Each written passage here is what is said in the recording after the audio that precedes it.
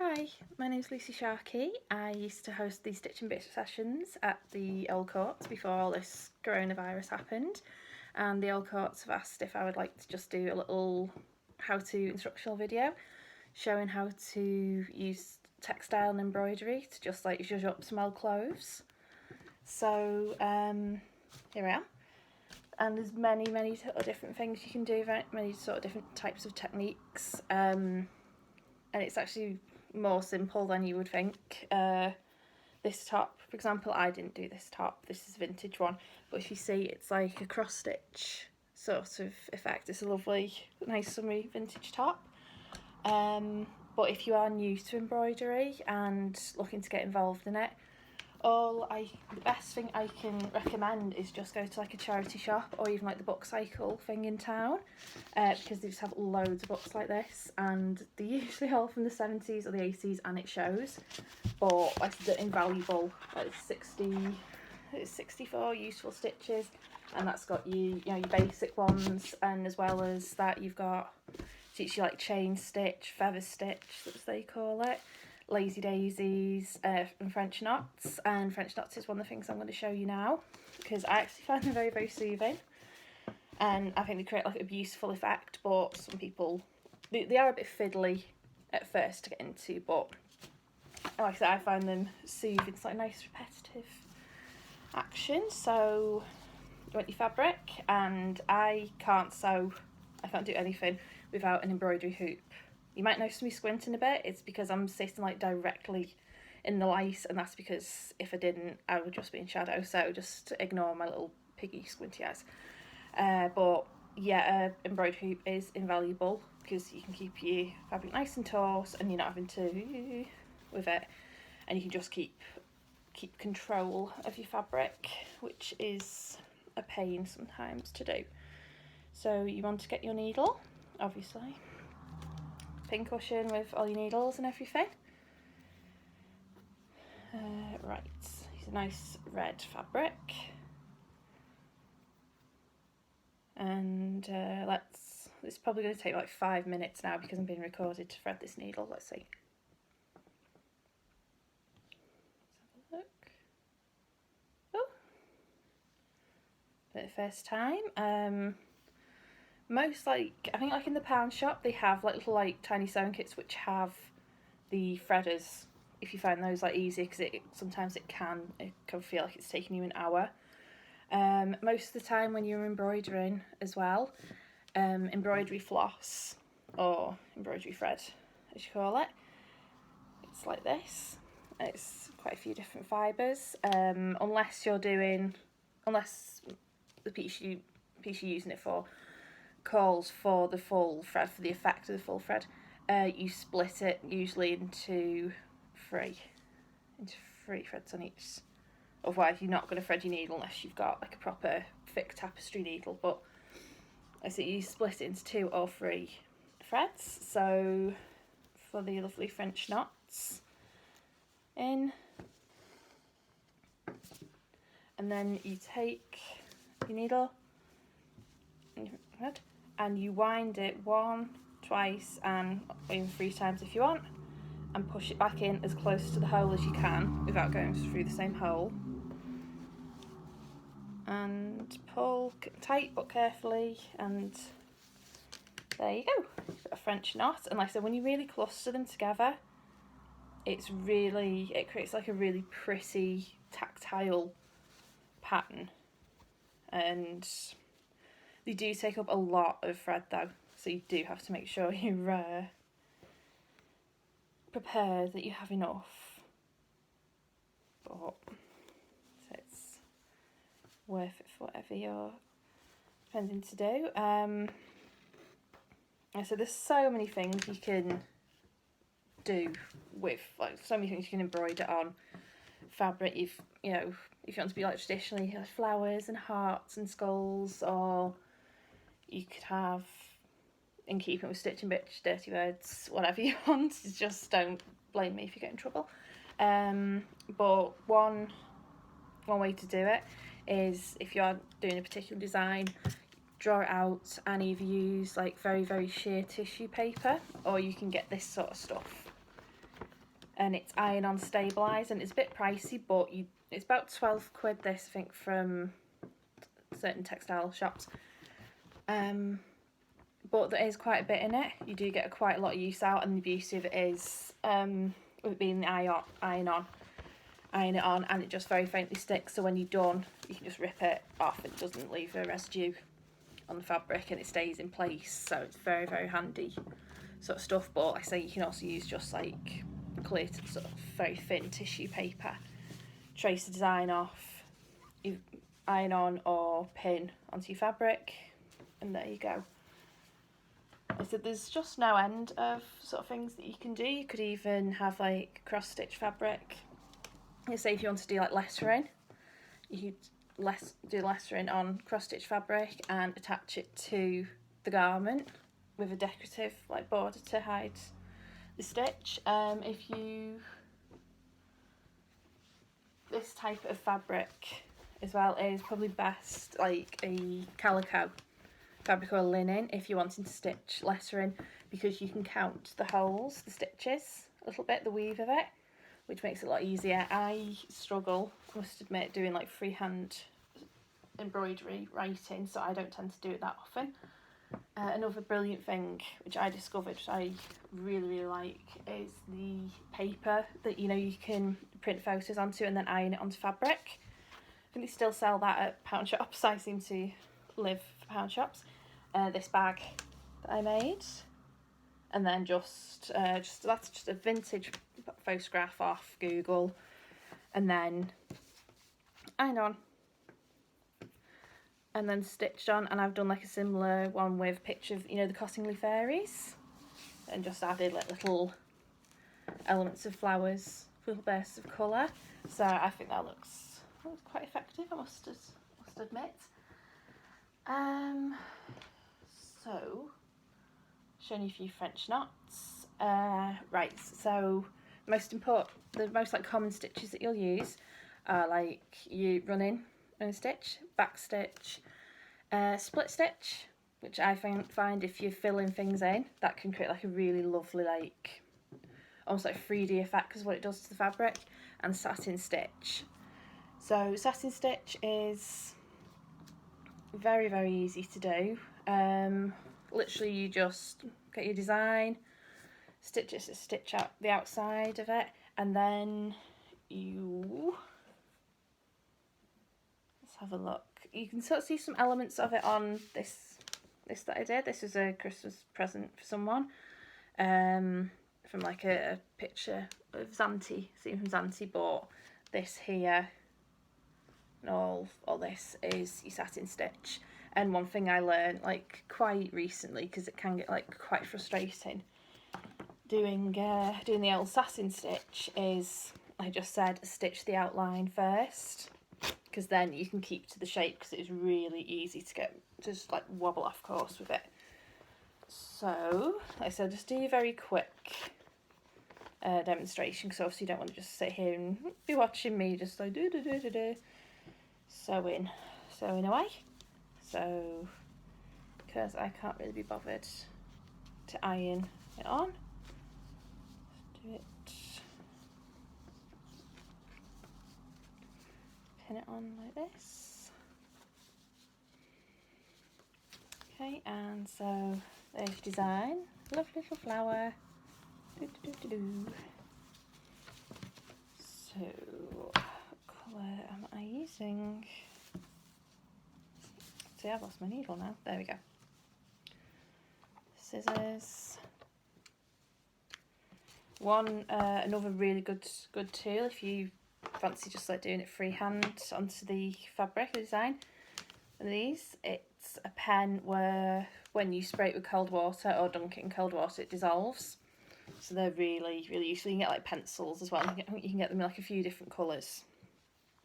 But they're good for like, especially if you like changing or adding like little bits to it. You can just like sketch it out onto the fabric. Okay, so just do the outline for you. But I got into embroidery a couple of years ago. I was studying fashion at Liverpool John Moores, and as part of like my studies, the stuff I was looking at, there's this brilliant designer, and I can never pronounce her name right. She's a very good friend of Salvador Dali's. Is it Scattrapelli? And she designed a hat that was in the shape of a woman's shoe. And like I said, she's very good friends with Dali, and gave him the idea for the lobster telephone with a print on one of her dresses. But she would just do these jackets with the most gorgeous over the top, embroidery on the back of just like women's faces, and like women's faces in profile. Or there's like a very famous one, if you look her up, of like I think it's the front of the jacket, and it's like a blonde woman, and just one whole side of it is just all this like yellow stitching and beading. It's just amazing, just showing what an art form it sort of is. So that's what sort of got me into it. And then I discovered a brilliant book called Indie Craft, and just reading through that, and then a lot of the artists in there were saying that they liken this to like just like using a pencil, but it's drawing with a needle and thread, and that's basically what it is. It's just another form of art. But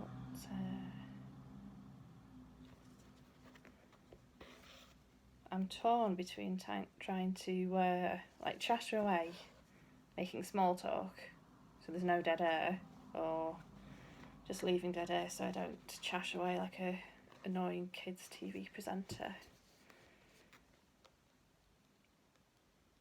But thanks to like YouTube, and just the internet in general, there's so many amazing things. Subversive stitch, that's amazing. There's an artist called Jenny Hart who I absolutely love, and I think does she run Subversive Stitch? Oh, she has like something to do with a site which has like a lot of tutorials and a lot of like how to for certain stitches. That's actually sort of how I learned to like satin stitch. And one piece of advice I will give you about satin stitch, especially like when you're just starting out, piece of advice that I stumbled upon is when you're doing it, finish it if you can, and then leave it for a couple of hours and go back to it, because you will definitely see it differently. You can sort of be too close to something, and like usually when you go back to it, you're like, oh, okay, no, actually that was nowhere near as bad as I was claiming and beating myself up over. So there's the outline of the petal. Lovely petal. And so for satin stitch, you want to just, as I've said, close to the edge of the stitching on the outside.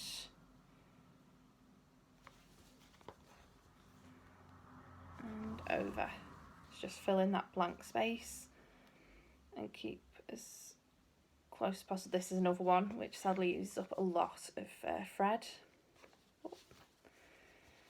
And for best results, actually, for the way to get it to lie flat so it's not all like wavy and bumpy lumpy, you are best going round and round and round like that, even though like it is tempting to want to say thread. By just doing the next stitch as close to the other one as possible. I say it just doesn't always sit right.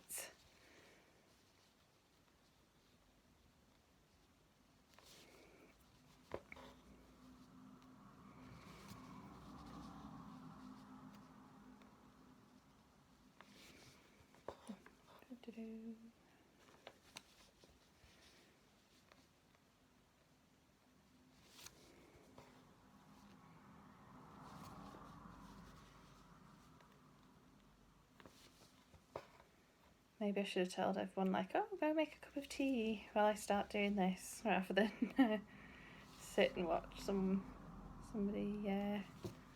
sewing. But maybe you find it relaxing watching that, I don't know.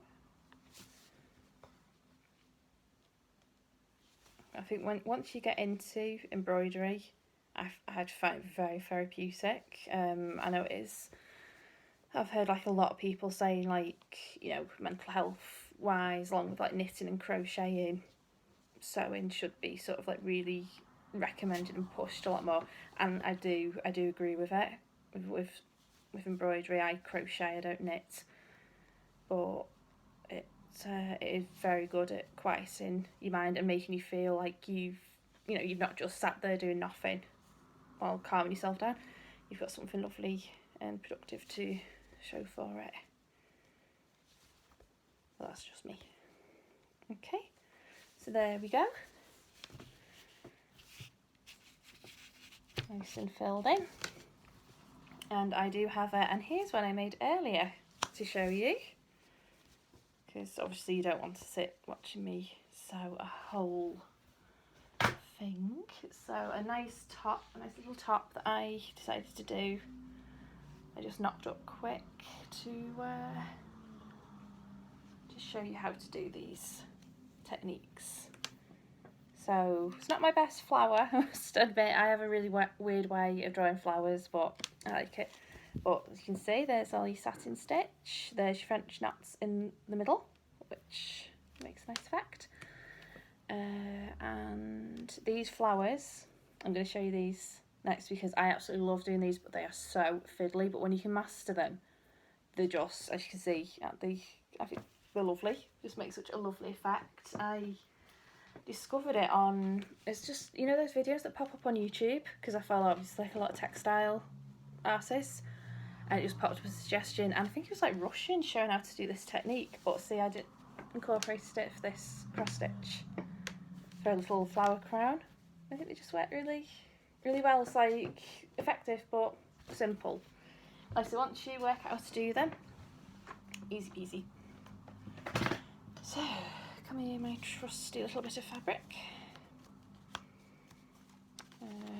Let's go and demonstrate the beauty of this, because you just tear it off, and it's like a stabilizer. So you can either remove the bit that's underneath the embroidery before going over it, or you can leave it to really give it like a nice sturdy appearance. So let's get some more floss. Let's have a nice colour, shall we? Not just whatever comes to hand. Like this. It's nice, isn't it? Okay. Oh no, that's nicer. I'll have that nice wine sort of colour. Okay.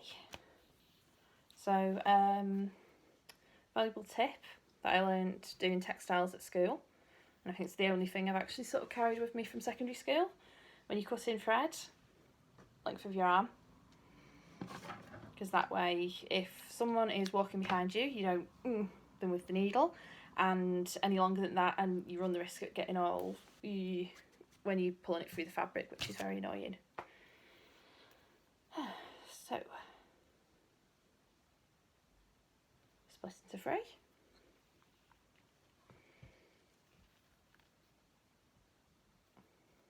Come on, you.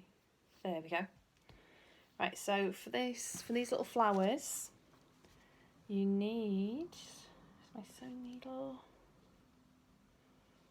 There it is. There it's gone. So there's a sewing needle,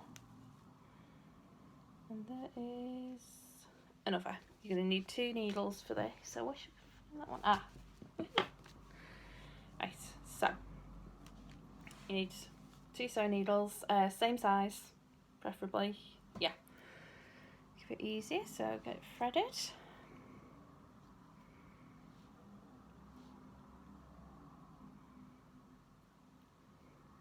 No, this one's the one that's going to mess me around.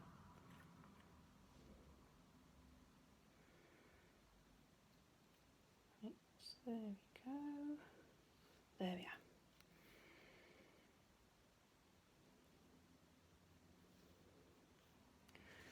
Right, so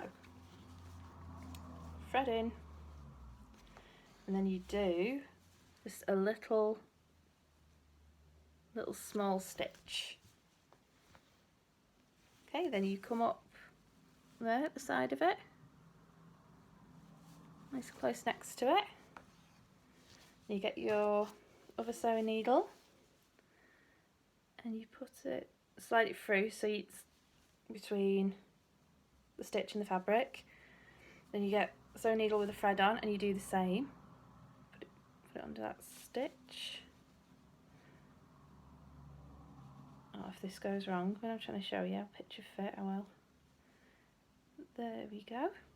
Okay, so you've got your two sewing needles side by side. That little stitch just sort of holding them in place. Now this is where it gets back. This is the fiddly bit. Right, so you take the thread, right, you put it over your thumb together and twist so you've got a loop. I'm probably making this sound more complicated than it actually is. Then you put that loop over the sewing needles and pull tight, so you create like a slip knot over it.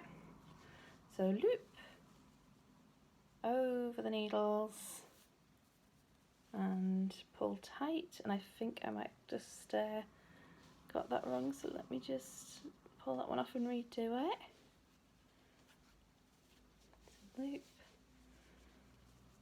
Once you get into it, you can sort of, you know, hold it properly, and once you do the first one as well, you've got the then stitches holding the needles together, so it gets a bit easier. See?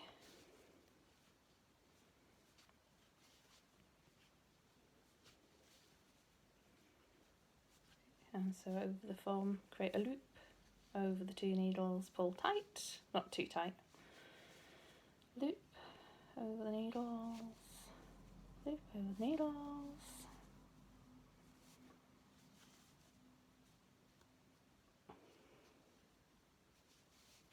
Come here, you. I'm not sure what like the, you know, audience sort of age is going to be for this, so I'm making sure I don't swear. It's taking a lot of effort. Okay, so that should be enough to sort of show you the effect. Right, so now you've got your two needles, looking like that. Now your slip knots on them. So if it makes it a bit easier, because it feels a bit fiddly, you can take the needle that doesn't have any thread on out first, just slide that out. Easier said than done. Ah, never mind. Right, and then you pull the needle with the thread through. You're not supposed to pull the thread off the needle, but that's gone through successfully, so just re-thread you, cheeky.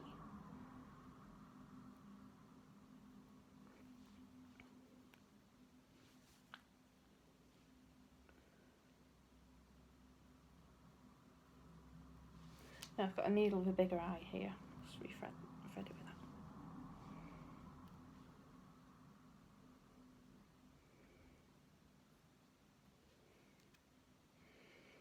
I told you, didn't I? I told you. When this threading was going to make a fool out of me.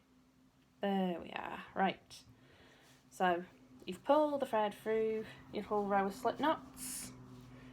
So then you squeeze it so it's like a bit more circle, and then you do another stitch to anchor it in. You see, it's like a little round petal. So all that for such a lackluster reveal, but as you've seen the results, and then you can just use like a few different colours to create like a few. So I'll show you the successful rather than making up one. So from that, what I just showed you makes these beautiful little flowers, and you can fill in the middle with like a little yellow stitch just to create a little polleny centre. So I should show you anything else. Chain stitch. I'll show you chain stitch because that's quite a good one to know. Okay, so snip.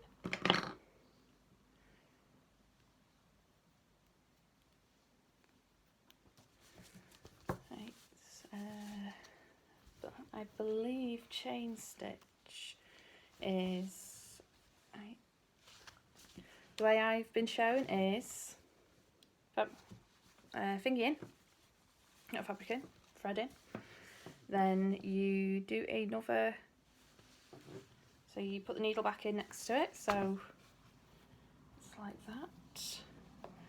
Create a loop, but control with your finger how big you want the loop to be. So that's how big my loop is going to be. And then you put the needle back in towards the bottom of the loop. Right. And do a stitch.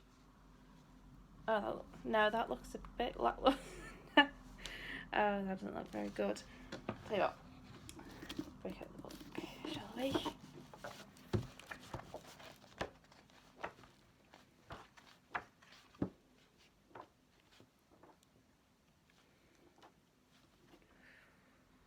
Ah, there we go, chain stitch.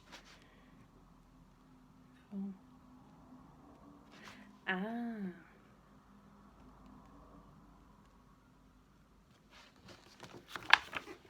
Okay.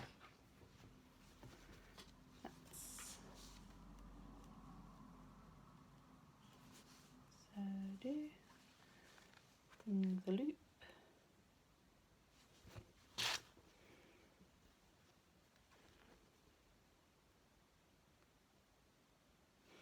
Ah, right, yeah, that's it. You just sort of keep continually making the loops. So yeah, until it's time to finish it. So it's in. I said that doesn't look very good. Please ignore that. I am better than that normally. You make your loop.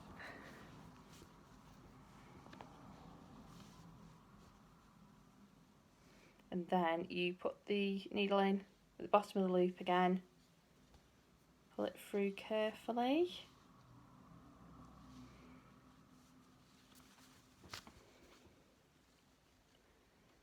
And then you just repeat it. So you've pulled it through, you put the needle in again and make another loop and just keep on going. Like I said, there's YouTube videos with like that you can probably see a lot more clearly, because like I said, if I wasn't in the sun you wouldn't be able to see me at all, you'd just be in shadows. So let's not finish it on such a bad note, me failing to do a chain stitch. Another way that I have, jazzed up my clothes is because you can get like really cheap from like the charity shop and even like Primark sometimes. These like this lovely black dress I got, lovely plain black dress, and I had like one where I'd really completely done it but I've thrown it out, and so I've crocheted like just a little like lace trim, and that is so easy if you do crochet.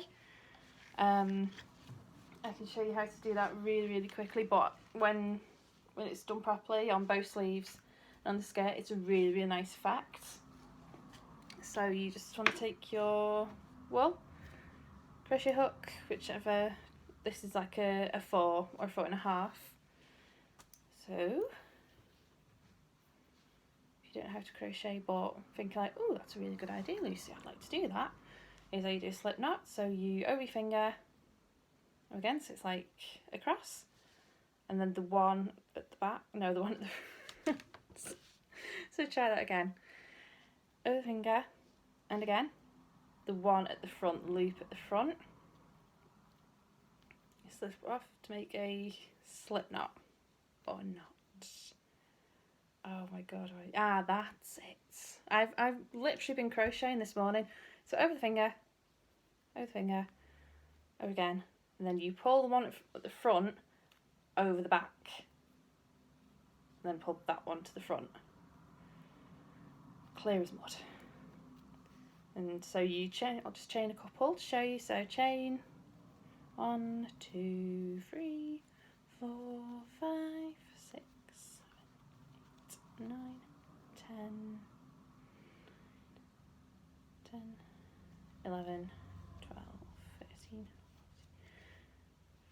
15, 16, 17, 18, 19, 20.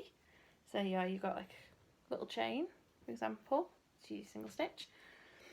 And then you skip the first chain after, so that one, you can see.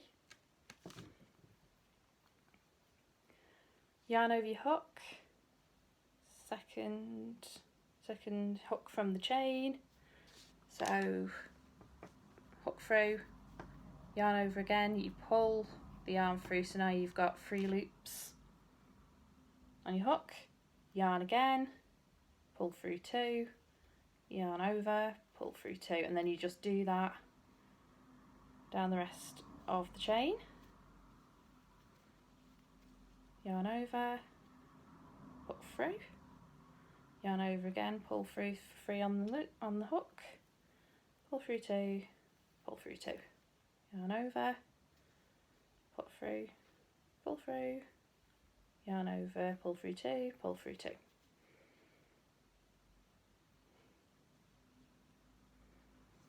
I'm not doing as badly as I thought I would with this video. I'm quite impressed by myself. I thought I would have had a lot more cock-ups, a lot more stop and starts. So, and I hope this does inspire people to, or just like gives them some ideas. But do look up that design. It's like Satrapelli. Her work is just lovely and so Salvador Dali-ish. I think I've got a postcard actually with her work. Have I? Ah, there it is. Yeah. I love my postcards. But that's very haute couture, very original, I think you could call her work, and she's credited with inventing the colour hot pink. So if you like the colour pink, you can thank her for that. Bit useless trivia, just in case she ever comes up in a pub quiz. There you go. Nearly done. Can show you the frilly bit.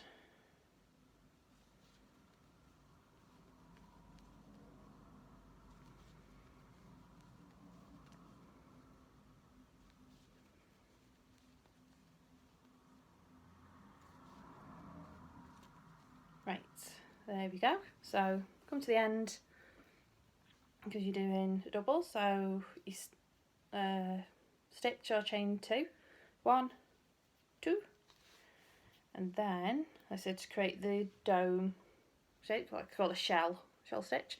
So you're gonna over the hook twice, triple, and then into the next stitch. Yeah, hook through, yarn over. So now you've got 1, 2, 3, 4 loops, yarn over, pull through 2, pull through 2, pull through 2, and you do that 1, 2, do it so that there are 4 triple stitches in each shell. So 1, 2, 3, 2 and 2, and to sort of close that and seal it, you just do a slip stitch. So into the next stitch, hook in, yarn over, pull through, and don't just pull through, you don't yarn over again. So I'll redo that because I didn't explain that very well, did I? Okay, so into the next stitch, hook, pull, and then just like that, just seal it. And you do that again in the next stitch, so hook through, pull the yarn through, so 2 loops, and then you pull that loop through there, and then you just do that again and again and again to, like I said, to create that sort of lace sort of shape. So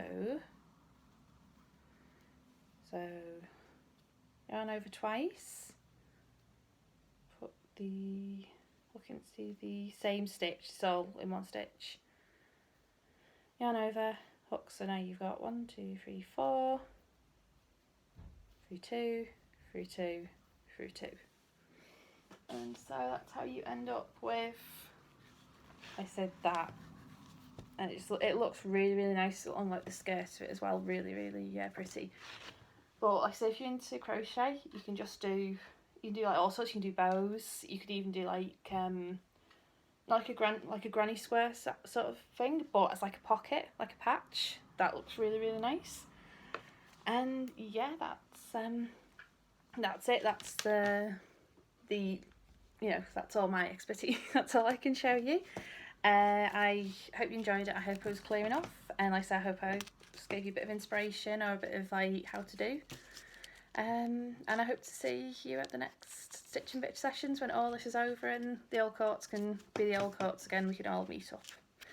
Alright, thank you very much. See ya.